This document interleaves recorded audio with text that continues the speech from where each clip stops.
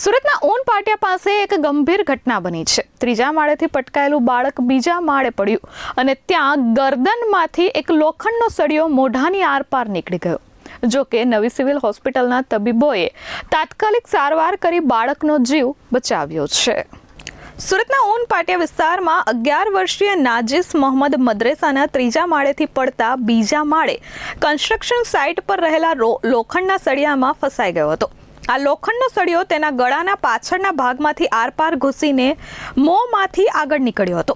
સ્થળ પરથી સળિયો કાપીને બાળકના ગળામાં સળિયા સાથે જ અત્યંત ગંભીર હાલતમાં તેને નવી સિવિલ હોસ્પિટલ ખસેડવામાં આવ્યો હતો।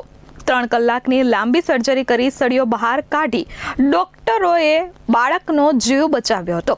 હાલ બાળકને આઈસીયુ વોર્ડમાં દાખલ કરવામાં આવ્યો છે અને તેની સ્થિતિ સ્થિર છે। नाम सदर आलम। बच्चे मदरसे में पढ़ रहे थे, वो शायद एक खेल रहे थे। ये लंच के बाद 1 बजे के बाद बच्चे का छुट्टी होता है। सुनने में आया वो खेल रहे थे, एक मंजिल पे से नीचे गिरे।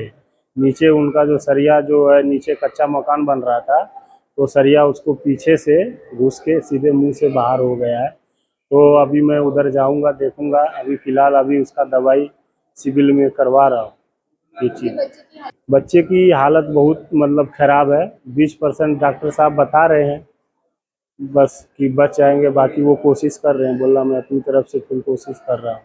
बच्चा 13 साल का है और इधर आलिम की जो पढ़ाई होती है, नाजरा जो कुरान मजीद होता है हम लोग का किताब, वो पढ़ाई करते हैं, आलिम की पढ़ाई।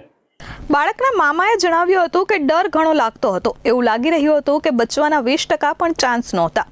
જો કે ડોક્ટરોની ત્વરિત કામગીરીને પગલે અમારો ભાણિયો આજે સુરક્ષિત છે।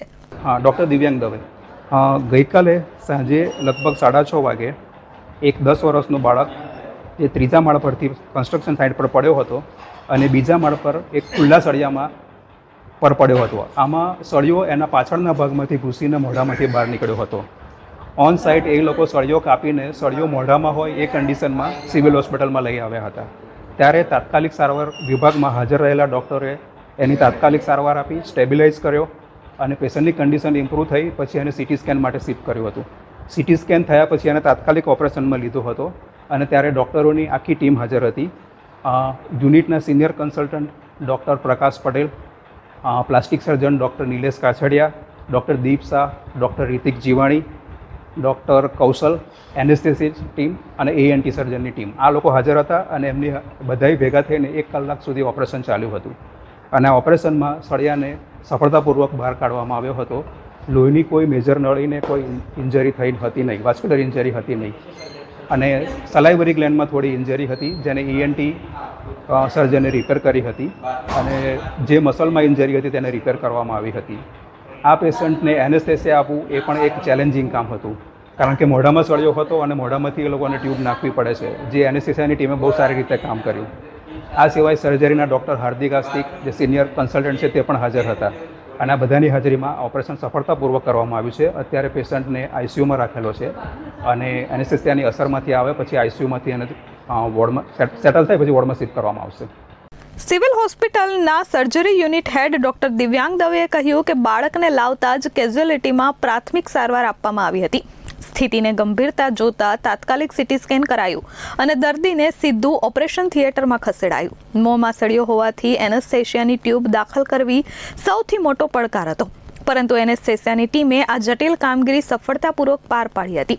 ઓપરેશન બાદ હાલ બાળકને સ્ટેબલ રાખવા માટે વેન્ટિલેટર સપોર્ટ પર રખાયો છે। એનેસ્થેસિયાની અસર પૂર્ણ થયા બાદ અને તબિયત સંપૂર્ણ સ્થિર થયા પછી તેને જનરલ વોર્ડમાં શિફ્ટ કરાશે। Bureau report S24 news Surat.